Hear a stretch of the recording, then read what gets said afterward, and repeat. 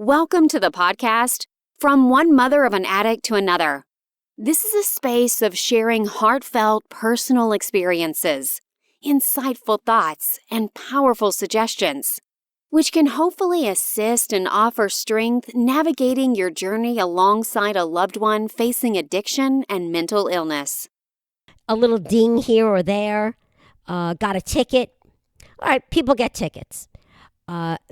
Never kept the car properly. Always, there was damage when I had to return it. Always had to pay the difference. And then the second time, you would have thought that I would have learned, but no, he got out of rehab. How is he going to get around? By then, I was like, oh, how is he going to get a job? How's he going to get to school? How's he going to do anything without a car? And that was the second one. And then the third one came once again when that other car lease was up. And unfortunately for me, that last car lease, I had found someone to take it over. So I wasn't stuck with it for the full 3 years, but it definitely shouldn't have taken me 3 car leases to finally realize that this is not something that I should be doing. He's not responsible enough. He doesn't care enough. And he's not capable of taking care of a car, needless to say, himself.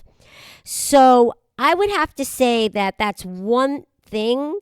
Oh, there must be many, many more. So if you're listening to this and thinking, oh, I did the same thing, that's not the only thing I did as far as using my heart over my thinking. That's just one of the things that I thought of, because you know how expensive cars are and car leases, and to give someone a car knowing that they're somewhat of a drug addict, at least, or that they're in rehab, coming out of rehab, possibly going back into rehab, that's really wasn't smart. And I really look back and say that is one thing that I shouldn't have done and should have been myself more responsible about. So, because I put it in his hands, and you can't do that with an addict, to give them a piece of equipment that they could drive and possibly even harm someone with. Not a good call. So that is definitely one of my stories that I stick with as far as the heart. And when I thought about it, like, I feel like what happens is there's this like emotional weight that I had. Like, I didn't want to see my kid in pain. I didn't want to see him, in distress and trying to figure out how things are going to happen and struggle, and I found myself always struggling, balancing like my immediate emotions and with my own lifelong self-being, and my well-being and my ability to work through my day. And I didn't take that into consideration, that emotion. I let my heart for my son override everything. And I think that the only time I stopped that was when I had that traumatic event about, now it's 3 years. And as right now, my son and I have been he's been estranged from the entire family and anyone he's ever known. But I definitely feel that I put my heart above many, many events, and that was one of them.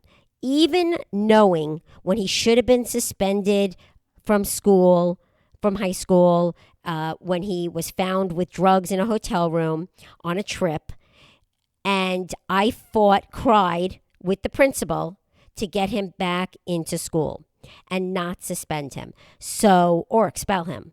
So basically, yeah, that's another thing there. My heart, I was worried about how he was going to be affected by it, that he wouldn't be able to go to college. He'd have to go to community college to start, which in the scheme of things, like, would have been great. It would have been fine to do it that way. But I didn't look at it back then that way. And my heart overrode my thinking and being logical about things that were already going on right in front of me and what the next steps would be. And never in my life did I think 14, 15 and a half years ago that it would be like this. The outcome would be like this, which is he's not in my life. And it's sad. And yeah, my heart hurts, but my logical thinking way surpasses my heart now. And to get to that, it's acknowledging the power of love, what it is. It's so strong. It has such an ability. It's unconditional love. And we all have it. But it does come to a time where finally, somewhere down the road, you'll be able to distract yourself. You'll be able to step aside from that heart, so to speak. Step aside from that job that we feel a parent takes, and it's their responsibility to love them so much that they come ahead of everything, that their well-being is still our responsibility for their entire life. And that's not how it is, because our kids make their own decisions, and when they can start making their own decisions, when they are considered adults, so to speak, then there's nothing for us at that point but to hope that they make the right decisions. And guiding them is not by our heart, although it's hard to transition, and that's where most of us that have addicts are. When do they get to that transition? How do we transition our heart? And that takes years. I don't know anyone that's right away been able to be that strong and say that we're ready. That's it. No more. Nope, not happening. It's thinking logically when you're in distress is almost impossible, which is why having a therapist, having someone to speak with is so important, because it's someone on the outside that's looking in, kind of sharing their thoughts. They're wanting to give you their perspective. That's not in your frame. It's not in your everyday life. It's not someone that knows every little thing about you, but they know what you're going through. And when someone knows what you're going through, it's easy for other people to say, well, just don't do it. Why are you giving him money? Why are you answering the phone when he calls? Well, let's see. Why? Because my heart says, I don't want to lose him. I don't want him to never call me again. I don't want him to be angry at me, because I've unconditional love for my son, and I don't want him to reject me. And that's basically what it comes down to, right? And when we feel that way, then we feel like we've made a mistake. Ooh, what did I do? Does he think I don't love him because I don't give him money? Does he think I don't love him because I'm not doing or giving him what he wants at that particular moment? Because I'm using my brain and my logic over my heart? And it's the guilt. It's the guilt and the doubt. And we keep hoping for change. So again, our brain doesn't take over because our heart is so strong. We believe that they're going to change. We believe when they say they're going to do it. They're going to try. This is going to be the last rehab. I promise I won't go to jail again. I promise I'm going to watch what I do. I promise I'm going to get the help I need. Every week I'm going to go to therapy. I promise I'll take my meds when I'm supposed to take my meds. These are all great promises. But actions, like they say, speak louder than words. And it's kind of hard to put that stress on them, because the reality is it takes a lot of effort and work and determination to be sober. And the hope for change, we can't hope for change for our own kids. They need to have that confidence in themselves that they're going to work it. They're going to overcome it. I mean, the hope, I don't know. I've lost a lot of hope. I have. After so many years, I've lost hope. I know someday, hopefully, Maybe he'll come back, but maybe he won't. And that's why I go to therapy every week. And that's why I prepare myself. Because it feels like I lost a son. I lost a child. And it's a horrible feeling. You can have all the, I could have all the things that I like to do on the side to fill my times, all these things of my that interest me, my projects and my hobbies and sports, but that is never going to take the place of my kid. And that unconditional love that's there.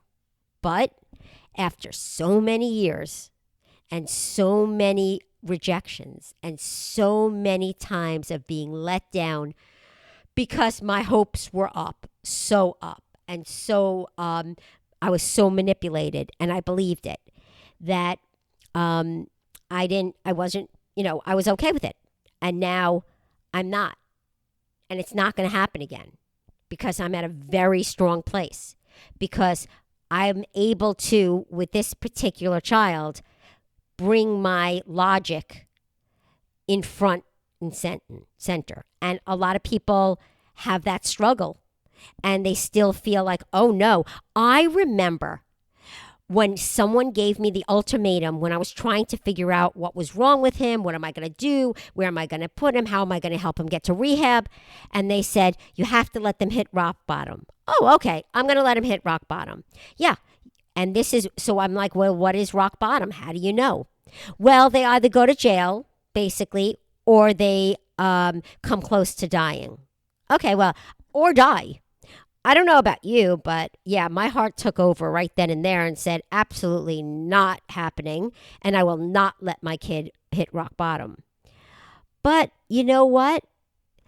Maybe if I would have let my brain take over sooner, maybe hitting rock bottom quicker wouldn't have prolonged all these things that happened during these years. Look, you can't look back and say coulda, woulda, shoulda, because, we do the best we can as parents. And you, as a sibling or a parent or a spouse, if you're listening, you're doing the best you can because you're trying. You're going out there, you're listening to other people, trying to figure it out. And, I love when you say, you are alone. Because you have to make these decisions. You have to be strong enough. Nobody else could do this for you. You need to be able to say to yourself, wait a minute, this isn't logical. This is not logical. Because if I saw a friend of mine or a relative of mine doing what I'm doing, I would say to them, this is not logical. And that's why a lot of people don't want to speak to their relatives. That's why a lot of people come back and say, oh, my friends judge me and I'm judged by my family. You're not judged by your family. They don't understand the illness. And what they do understand is they're looking at what the things you're doing that don't seem sensible to them. So they love you. They're putting their heart above anything else. But they're able to balance it with logic. Whereas we as parents absolutely cannot do that. Nope, 100% can't do it. Until we get to some place, it's like the light goes off and it just puts a dagger in your heart. And that's what happened to me. And when that dagger hit my heart, man, I realized that nope, things are changing. And that was the day when I no longer allowed my heart to come in front of my brain and my decision making. And that is sometimes what it takes. So I really hope that you can acknowledge it, because if you can acknowledge every time you're letting your brain take over and not take over, and let your heart take over your logic, then you could constantly look back and say, wait a minute, this same thing happened and the outcome was the same. When you start thinking that way, you're starting to think logically, and you're starting to see things and admit to things that you were kind of ignoring because you don't want to see them, because it's easier to not see things and make it out like it's not so bad. Oh, yeah. I recently spoke to someone and they told me that their child came back and living at home. Oh, he's fine. At one rehab, well, he smokes a little bit with his friends, but nothing like he did before. And he's much better. And we helped him get a job. But yeah, we're still there, but not, that all sounds great. He's back home. You feel loved again as a parent.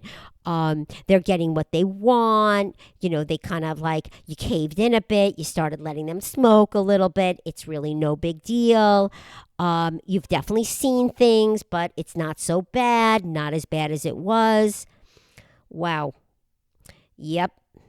This all sounds so, so familiar because our hearts want our child back. But our logic tells us, hold on, stay slow. This is going to take a lot longer than one rehab to solve this problem. And it's an illness. So it's not a problem, it's an illness. And coping with an illness is hard. And it's time consuming. And it takes a lot more than just saying, oh, you feel better. Oh, okay, you're good now, right? Fine. 30 days, 60 days. Okay, great. You're home and life goes on. No, life doesn't go on. Remember, you have other people in your home as well. So unconditional love is for everyone in the household. And that is something that people have to remember. Focus on the unconditional love of everyone else around you. Everyone. And take the logic and put it up front when it has to do with the addict. And that is how you will win this. And that is how you will get your life back. And that is how you will allow your heart to have a heart, to enjoy life, to feel that love for other things besides always feeling like there's a knife that was placed in your heart. I hope this helped. Thank you for listening, and I look forward to listening to my next podcast. Thank you. Thanks for tuning in. I trust this episode brought you insight and strength, offering valuable coping strategies. Stay connected with weekly content, plus follow if you enjoyed, and be sure to journal for your own self-care.